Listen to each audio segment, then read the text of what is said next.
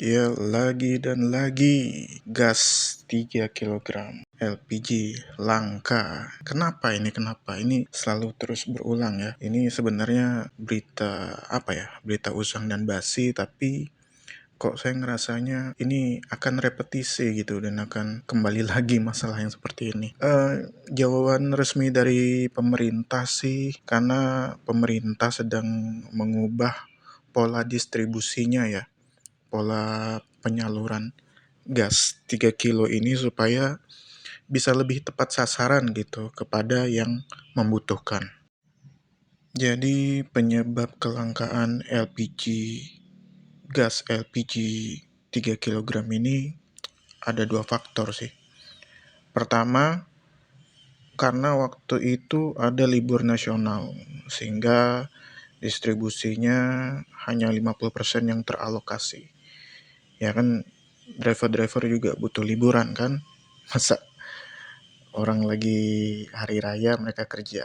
Ya, itu ya salah satunya.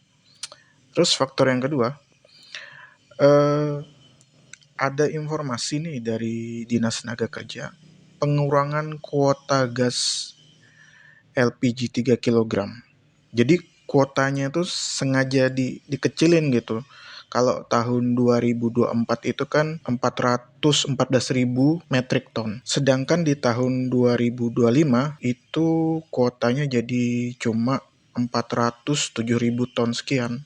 Nah, yang jadi pertanyaan kan kenapa tuh ada pengurangan kuota gitu. Jadi sebenarnya dari Kementerian Sumber Daya Manusia dia bikin regulasi baru gitu, bikin kebijakan baru terhadap pengecer untuk dia itu beralih menjadi pangkalan resmi. Nah, hal inilah yang membuat para pengecer ini belum bisa dapat stok lagi gitu, karena diminta tuh untuk mengurus gitu loh, mengurus perubahan itu menjadi pangkalan resmi. Kalau nggak diurus, mereka nggak dapat gas LPG-nya. Nah, ini yang bikin salah satunya juga distribusinya jadi terhambat. Untuk pengecer sendiri kalau mau ngerubah jadi pangkalan resmi bisa dengan mendaftarkan nomor induk perusahaan ke Pertamina gitu, supaya distribusinya bisa tepat sasaran.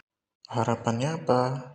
Harapannya adalah untuk memutus mata rantai permainan politik dagang para mafia yang kerap kali menimbun gas melon, sehingga harga gas jadi naik atau cenderung mahal. Dengan sistem baru ini, pemerintah lebih bisa memantau dan mengawasi peredaran gas LPG 3 kilogram. Kan kita tahu sendiri kan, kalau pengecer itu sebenarnya beli sebagai konsumen dengan harga resmi pemerintah. Tapi ketika dijual, kan pasti dinaikin tuh. Nah, hal ini nih yang tentu saja bikin subsidi pemerintah jadi sia-sia. Karena harga jual dari pemerintahnya yang sudah disubsidi itu murah, tapi sama bukan tengkulak ya, sama pengecer ini dijualnya jadi mahal gitu loh. Nah, ini nih yang bikin jadi sia-sia gitu loh subsidinya. Oke, sebagai perbandingan untuk harga resmi LPG yang bersubsidi dikeluarkan oleh pemerintah, ini LPG 3 kilogram ya. Untuk yang disubsidi ini harganya 12.750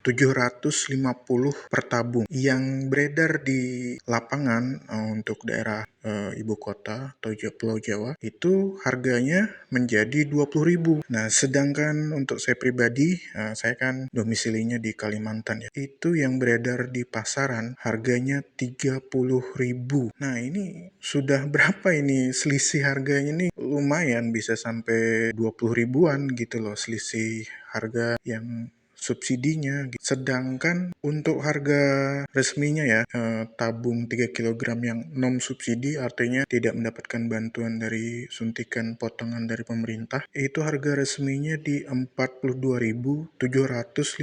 Bayangkan tuh sebesar itu tanggungan dari pemerintah subsidinya. Subsidi ini kan ngambilnya dari pajak ya. Untuk aliran suntikan dana ke LPG 3 kg ini, itu anggarannya sekitar 80 triliun yang diperuntukkan untuk 40 juta pelanggan. Sedangkan ini yang make lebih dari 40 juta gitu loh. Karena ada juga masuk orang kaya juga yang make gas 3 kg ini. Jadi ya oversupply gitu, yang harusnya kuotanya untuk 40 jadi lebih. Jadi kan beban ya ke pajaknya kita. Untuk masyarakat yang ingin dapatkan gas LPG subsidi, bisa datang ke subpenyalur atau agen pangkalan LPG. Jangan lupa untuk membawa KTP. Nanti akan dicek di data basis apakah namanya itu terdaftar atau tidak sesuai dengan KTP. Jika belum bisa atau belum terdaftar, maka bisa untuk mendaftar dulu sambil membawa lampiran KK atau kartu keluarga. Nah, nanti datanya itu akan coba dimasukkan ke database. Jika terverifikasi dan berhasil,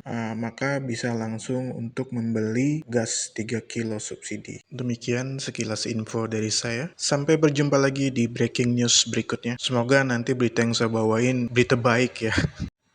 Akhir kata, sampai jumpa dan terima kasih.